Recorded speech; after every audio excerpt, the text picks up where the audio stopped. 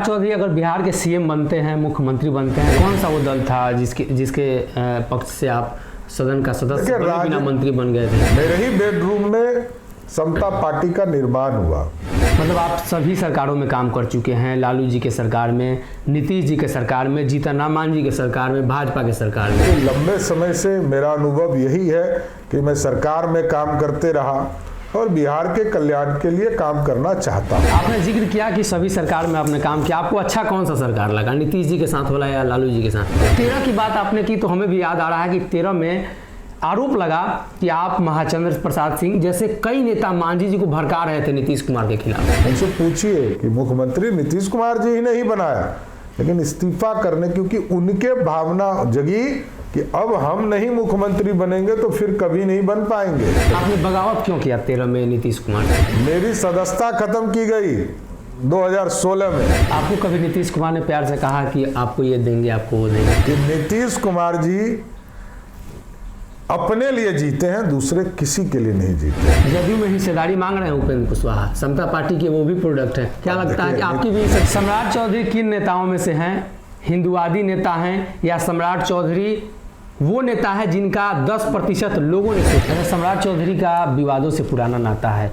सदन के अंदर आपके साथ 2 विवाद हुए, एक तत्कालीन बिहार विधानसभा के अध्यक्ष के साथ जब आप मंत्री थे। नमस्कार, भारत लाइव देख रहे हैं आप और ये हमारा खास शो द हॉट टॉक है। आज हॉट सीट पर सम्राट चौधरी हैं। परिचय बताना नहीं होगा, नहीं देना होगा, सीधा सवाल लेंगे। राजनीतिक विरासत शकुनी चौधरी का संभाल रहे हैं। बिहार के बड़े नेता लालू प्रसाद यादव नीतीश कुमार के समकालीन थे। सम्राट जी, आप बिहार विधान परिषद में प्रतिपक्ष के नेता भी हैं, उस पर चर्चा बाद में होगी। क्या बचपन में आपने सोचा था कि आप राजनेता बनेंगे? क्या एम्बिशन था बचपन का? देखिए, शुरू के दौर में तो बड़ा स्पष्ट था कि हम लोगों को राजनीति से दूर रखा जा रहा था और पिताजी बार बार ये चाहते थे कि हम लोग पढ़ाई लिखाई करके नौकरी करें, इसमें कहीं दो मत नहीं है।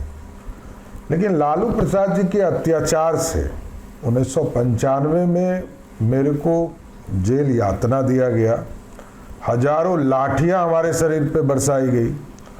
पुलिस का एक तरह से समझिए कि गुंडागर्दी जिसको कहते हैं कि हमारे घर के हजारों मन चावल में पुलिस के द्वारा पेशाब कर दिया गया, उसमें करासन तेल मिला दिया गया, डीजल मिला दिया गया। हम लोग तो पूर्ण रूप से यातना से राजनीति में आए और जॉर्ज साहब ने संघर्ष किया हमारे लिए, 7 किलोमीटर पैदल चल के हमारे जो अन्याय हुआ था हमारे परिवार के प्रति, ह्यूमन राइट्स में हमारे पिताजी गए और तत्कालीन सरकार को फाइन किया गया।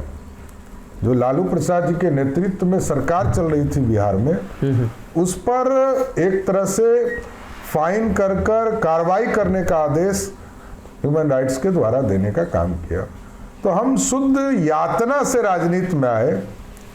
पैशन जरूर रहा, पिताजी को देखता था जरूर कि राजनीति में काम कर रहे हैं, लोगों का भला कर रहे हैं, लेकिन ये परिवेश नहीं था हमारे घर में कि हम दूसरे लोग राजनीति करेंगे। लेकिन सरकमस्टांसेस रहा कि लालू प्रसाद जी के यातना के बाद हम राजनीति के मुख्यधारा में आए और वहां से एक राजनीतिक कार्यकर्ता के तौर पर काम करना शुरू किए। पहली बार किसी सदन का सदस्य कब बने थे? मैं सीधे मंत्री बना था 1998-99 में। मैं पहली बार सीधे मिनिस्टर हुआ था, बाद में सदन की बात हुई और बहुत से इश्यूज भी रहे और बिहार सरकार में कृषि के मंत्री के तौर पर, जिसमें हॉर्टिकल्चर, बागवानी से लेकर वेट एंड मेजरमेंट की सारी चीज़ों को मैंने संभाला और उस काम को भी आगे बढ़ाने का काम किया। कौन सा वो दल था जिसके पक्ष से आप सदन का सदस्य बिना मंत्री बन गए थे? देखिए, राजनीतिक तौर पर जो लड़ाई हुई वो नीतीश कुमार से लड़ाई वहां हुई और समता पार्टी क्योंकि मेरे पिताजी ने बनाया था, जॉर्ज साहब ने बनाया था, नीतीश जी ने भी बनाया था।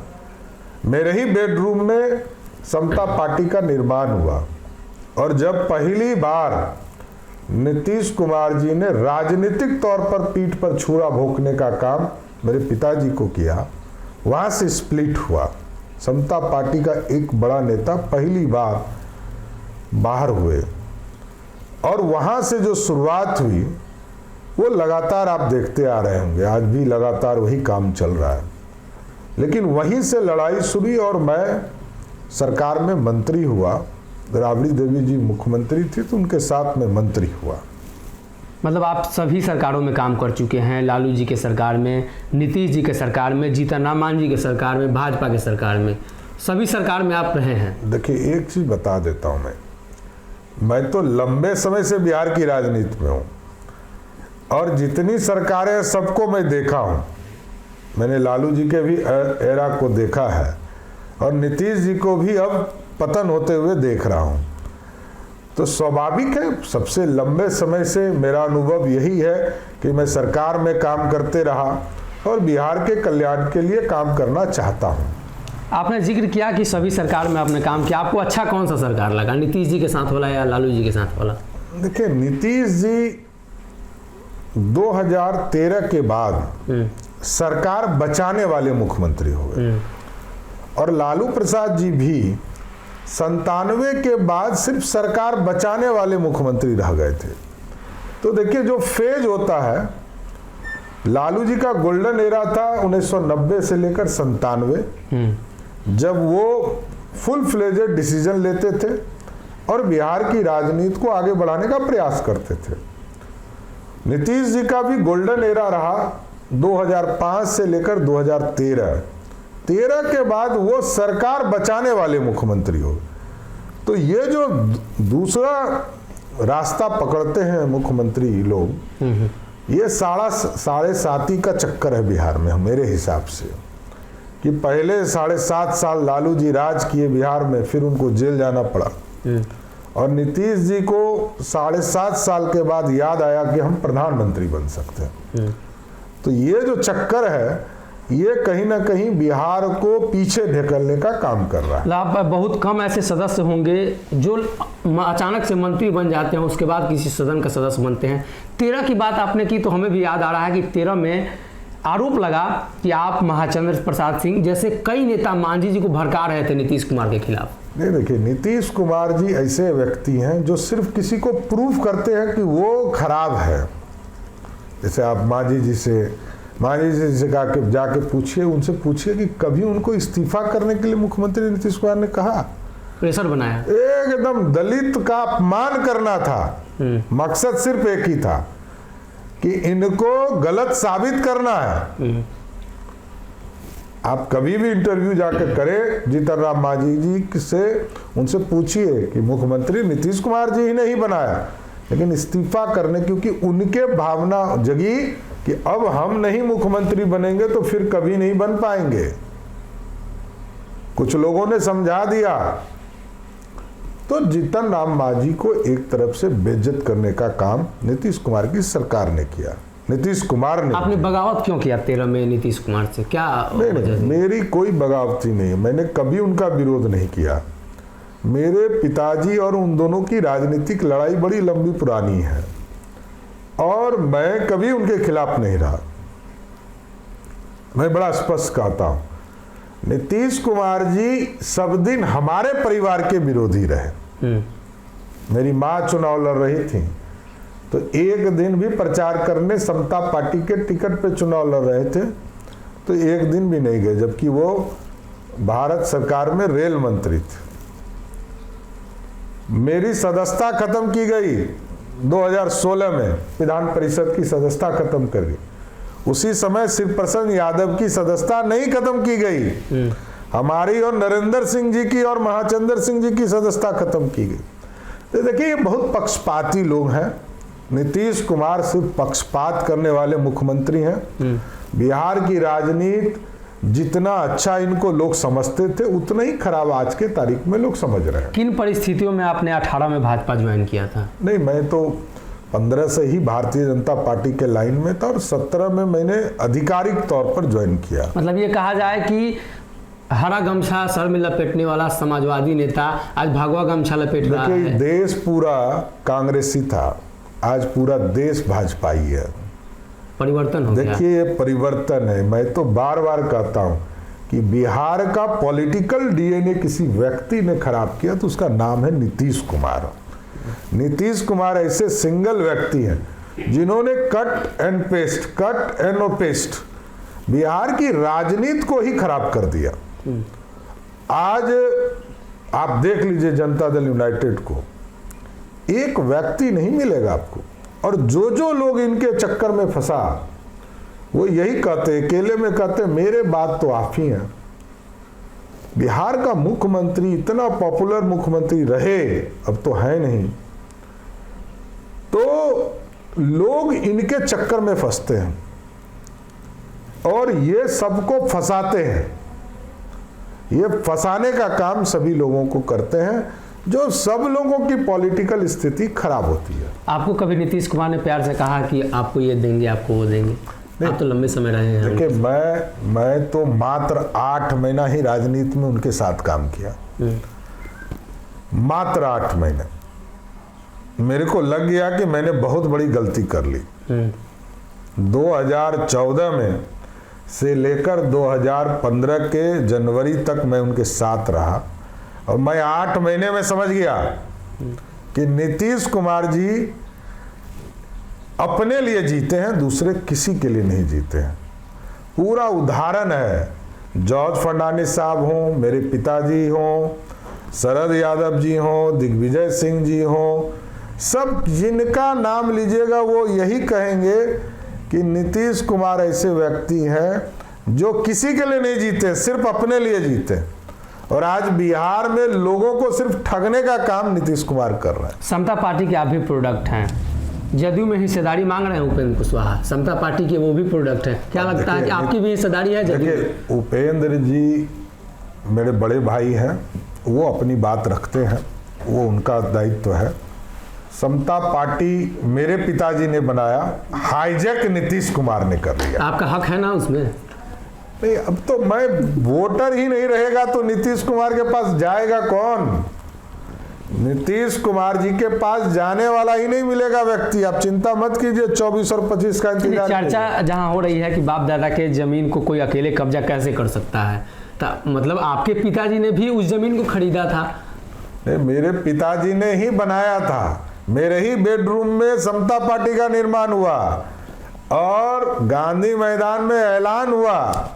इसके बावजूद अब नीतीश कुमार जी ने हाईजैक कर लिया, कब्जा कर लिया, दबंगता दिखाई, तो अब उसमें क्या कह सकता है। लेकिन ये जरूर है, मैं इतना गारंटी देता हूं बिहार की जनता को कि 2024 और 25 में नीतीश कुमार इस लायक नहीं रहेंगे कि वो कोई पार्टी या गैंग चला पाए।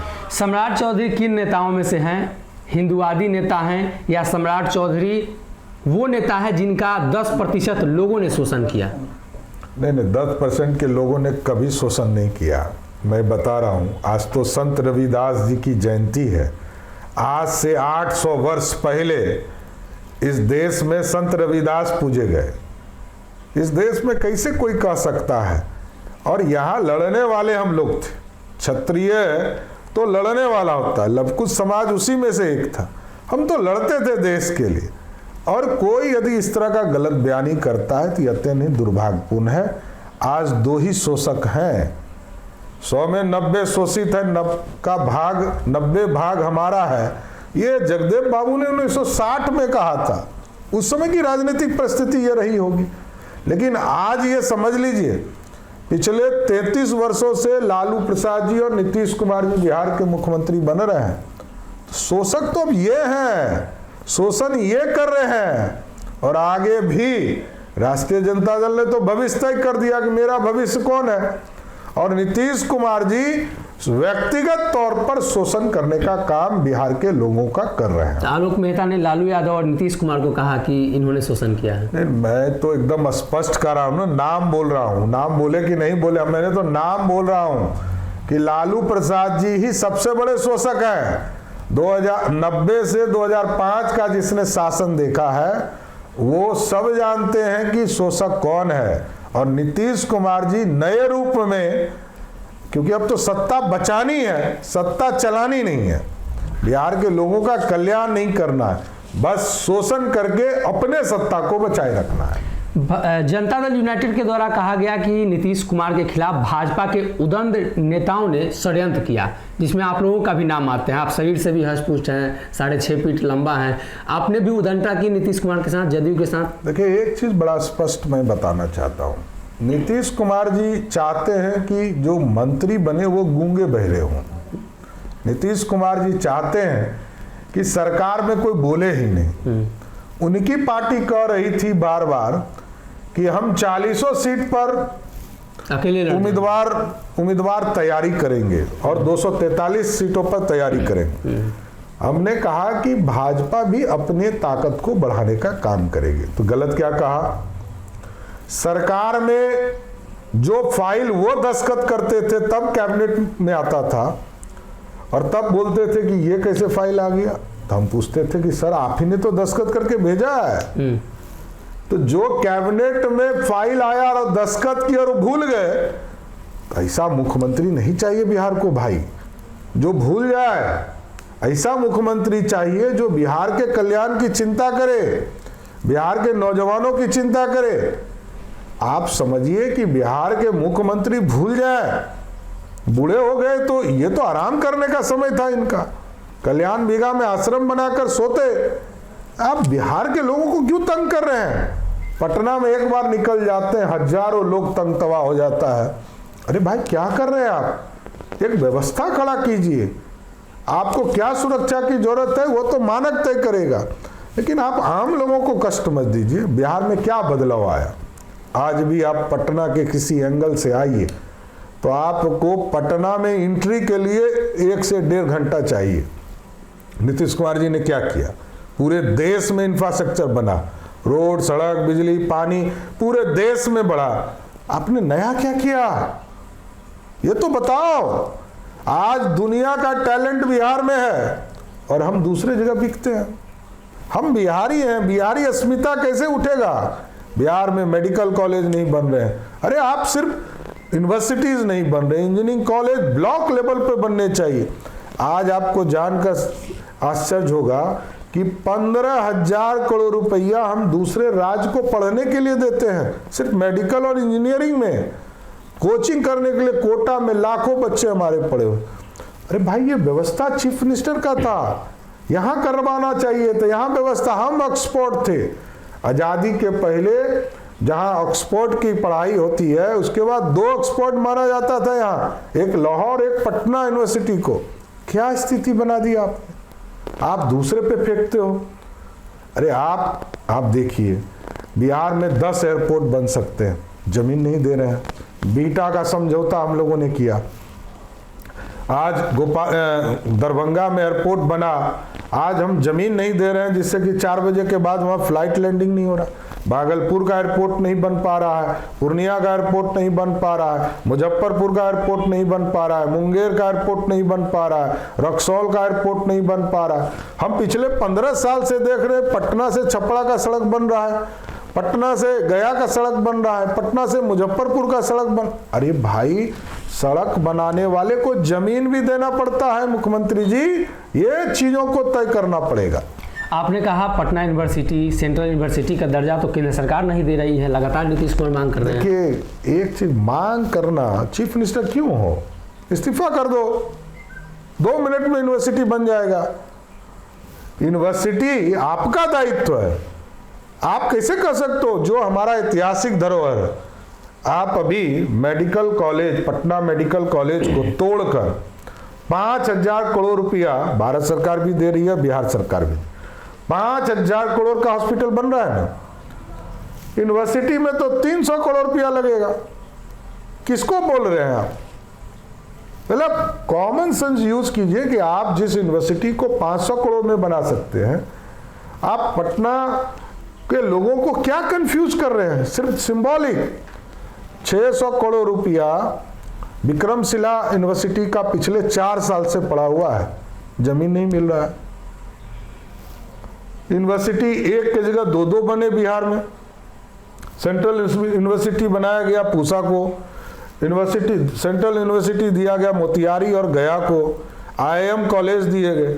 मेरा यह मानना है कि यार मुख्यमंत्री जी यदि सही में चाहते हैं तो कभी आपने सुना है, आप इतने दिनों से पत्रकार हैं, कभी सुने हैं कि नीतीश कुमार दिल्ली गए हैं कि भाई ये रोड बनवाना है, ये कॉलेज बनवाना है? कभी सुने हैं?